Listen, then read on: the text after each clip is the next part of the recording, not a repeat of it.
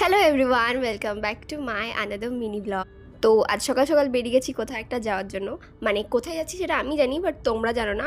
তো একটু পরেই জানতে পারবে যে কোথায় যাচ্ছি।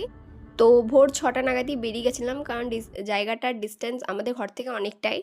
তো মাঝখানে একটা রাস্তায় দাঁড়িয়ে, মানে ফাঁকা দেখে রাস্তায় দাঁড়িয়ে আমরা ব্রেকফাস্টটা করে নিয়েছিলাম, কারণ যেখানে আমরা যাব সেখানে খাবার নিয়ে ঢোকা অ্যালাউড নেই যতটা আমি জানি।